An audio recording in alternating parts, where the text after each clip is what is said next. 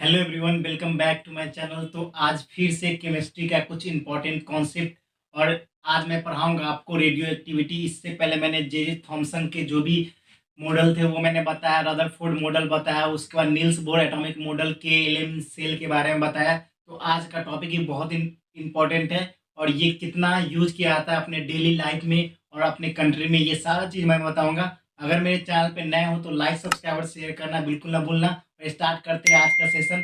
और आज का सेशन बहुत ही इंपॉर्टेंट और बहुत खास है। बहुत नया नया चीज़ आपको जानने को मिलेगा।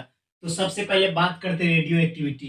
तो रेडियो एक्टिविटी नाम सुनते ही हम लोग का ब्रेन में एक मैसेज जाता है कि रेडियो एक्टिविटी होता क्या है और इसमें यूज किया गया चीज में क्या आता है, इसको इन्वेंट किसने किया, ये सब के बारे में आपको जानना जरूरी है। तो सबसे पहले रेडियो एक्टिविटी का नाम सुनते ही, और रेडियो एक्टिविटी एक्चुअली है वो न्यूक्लियर वेपन है।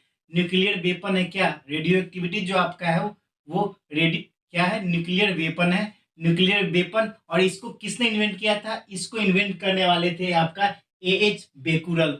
एच बेकुरल ने 1885 में आपका ये रेडियो एक्टिविटी का जो होता है इन्वेंट किया था रेडियो एक्टिविटी का। इसलिए इनको एच बेकुरल को फादर ऑफ रेडियो एक्टिविटी कहा जाता है। और ये इंपॉर्टेंट क्वेश्चन आपके एग्जाम में सीधा आएगा, बहुत बच्चे को नहीं याद होता, आपको याद करना बहुत जरूरी है। Father of radio activity A H Becquerel, 1885 में इसका इन्वेंशन इन्होंने किया था, इसलिए इनको फादर ऑफ रेडियो एक्टिविटी कहा जाता है। और रेडियो एक्टिविटी क्या है, एक न्यूक्लियर वेपन है। और इसको कैसे डिनोट किया जाता है, चलिए आइए देखते हैं। देखिए आपका रेडियो एक्टिविटी को ऐसे ही दिखाया जाता है। जब भी किसी लैब में एक्सपेरिमेंट होता है तो उसका सिंबल यही होता है। और हमेशा जब भी कोई लैब में इसके बारे में जो भी एक्सपेरिमेंट होता है तो लोग कुछ खास किट पहन के जाते हैं, नहीं तो वो रेडियो एक्टिव से ग्रसित हो सकते हैं। तो इसका सिंबल होता है, देख लीजिए ऐसे ही ट्रायंगल, बीच में एक देख लीजिए आप सर्कल टाइप का और 3 ट्रायंगल इसी प्रकार से। ये सब होते हैं वो रेड कलर के होते हैं और थोड़े ब्लैक कलर के होते हैं, वो आप इमेज में जाकर देख लेना। मेरे पास तो उतना डिजिटल बोर्ड नहीं है जो मैं आपको दिखा सकूं, मगर देख लो सैम्बल ऐसी होता है। 1885 में एच बेकरल ने रेडियो एक्टिविटी का इन्वेंट किया था और इनको फादर ऑफ रेडियो एक्टिविटी कहा जाता है। उसके बाद बात करते हैं, एच बेकरल ने सबसे पहला जो एलिमेंट था वो एलिमेंट का नाम क्या था, पीच ब्लेंडे। पीच ब्लेंडे आप याद रखना, सबसे पहला जो element radioactivity H Becquerel ने दिए थे उसका नाम उसका नाम क्या है, पीच ब्लेंडे। पीच ब्लेंडे जिसका फॉर्मूला होता है U3O8। U3O8 जिसको बोलते हैं oxide of uranium and known as uranium. ये ऑक्साइड का बेसिकली यूरेनियम होता है, ऑक्साइड ऑफ यूरेनियम होता है और इसको यूरेनियम भी हम लोग बोलते हैं। और यूरेनियम का ऑक्साइड है तो बेसिकली हम लोग यूरेनियम बोलेंगे ही। उसका इसका सबसे पहले किसने दिया था, H Becquerel U3O8 peach blende को। ये आप ध्यान में रखना, पीच ब्लेंड। उसके बाद बात करते हैं सबसे इंपॉर्टेंट, अब इनके बारे में तो पढ़ लिया कि एच बेकरल ने 1885 में न्यूक्लियर रेडियो एक्टिविटी के बारे में बताया। उन्होंने सबसे पहले पीच ब्लेंडे एलिमेंट एक दिया, U3O8 याद रखना।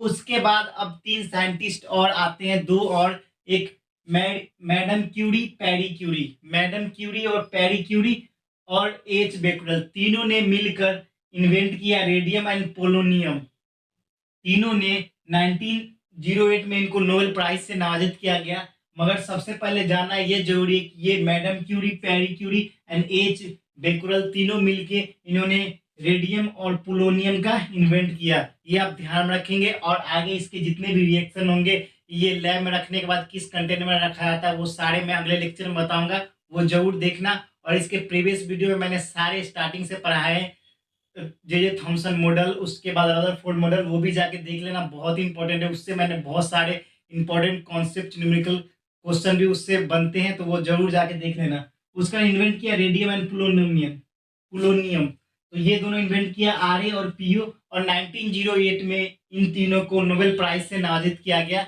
नोबेल प्राइज से नवाजित किया गया। उसके बाद बात करते हैं कि आखिर ये रेडियो एक्टिविटी होता क्या है। आप पढ़ लें रेडियो एक्टिविटी।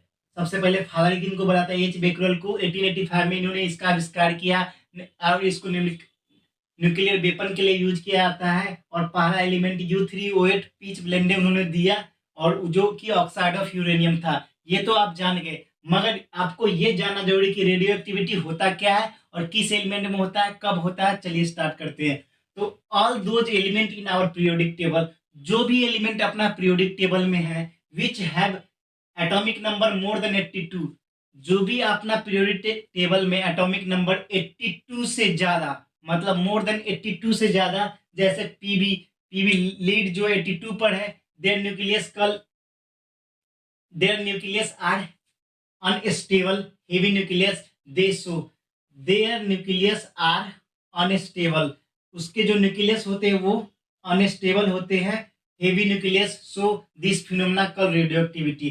तो हमको ये ध्यान रखना है कि एटॉमिक नंबर 82 के बाद जो भी एलिमेंट है उसका जो न्यूक्लियस होता है वो अनस्टेबल होता है। अनस्टेबल होने के कारण दे शो फिनोमेना ऑफ रेडियोएक्टिविटी, उस वजह से वो रेडियोएक्टिविटी का फिनोमेना शो करते हैं। क्यों? एलिमेंट जब भी 82 से ज्यादा होना चाहिए वो एलिमेंट क्या होता है, वो अनस्टेबल होता है, जिसके हेवी न्यूक्लियस होते हैं, और वही शो करते क्या, वो रेडियो एक्टिविटी फिनोमेना को शो कर पाते। तो याद रखना, हमेशा आपसे पूछ सकता है एग्जाम में कि से 82 से पहले का एलिमेंट रेडियो एक्टिविटी शो करेगा या नहीं, तो आप बोलोगे नहीं, 82 के बाद ही रेडियो एक्टिविटी शो करेगा, क्योंकि उसका हेवी न्यूक्लियस होता है और वो रेडियो एक्टिविटी शो करता है। ये आप ध्यान रखना। उसके बाद बात करते हैं सबसे इंपॉर्टेंट, जो कि आपके ये क्वेश्चन हमेशा आता है, uranium 235 is also known as Australia uranium. Uranium 235 is also known as Australia uranium, और इसको ऑस्ट्रेलिया यूरेनियम इसलिए बोलते हैं क्योंकि ऑस्ट्रेलिया में यूरेनियम 235 लार्ज अमाउंट में पाया जाता है, इस वजह से इसको यूरेनियम 235 ऑस्ट्रेलियन यूरेनियम बोलते हैं, यूरेनियम 235 को। अब बात करते हैं chlorine, iodine, francium, zinc, ClIFR zinc, ये तीनों का एटॉमिक नंबर मैंने लिख दिया 35, 49, 87, 30।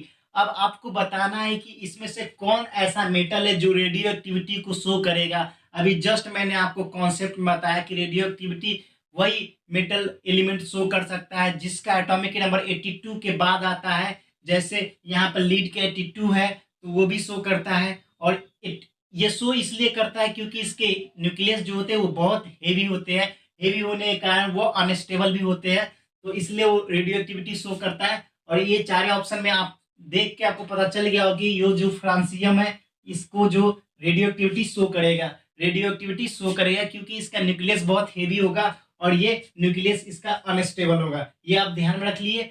अब जो अपना इंपॉर्टेंट अपने एग्जाम में पूछे जा रहा क्वेश्चन, वो क्वेश्चन ये है कि major source of electricity in India. Electricity का मेजर सोर्स इंडिया में क्या है? थोरियम, यूरेनियम, जिंक और क्लोरीन। तो हमेशा याद रखना, जो अपने कंट्री में इलेक्ट्रिसिटी का मेन सोर्स जो होता है वो थोरियम होता है। आप इसे दिमाग जहनों में डाल लो, और थोरियम के बारे में फुल एक्सप्लेनेशन कल की वीडियो में डालूंगा। और दोस्तों ये सारे इंपॉर्टेंट कॉन्सेप्ट है। आपको सबसे पहले बताया कि न्यूक्लियर वेपन में रेडियो एक्टिविटी यूज किया जाता है। उसके बाद 1885 में एच बेकुरल साहब ने उन रेडियो एक्टिविटी दिया था, इन्वेंट किया था। उसके बाद इनको बोला जाता है फादर ऑफ रेडियो एक्टिविटी।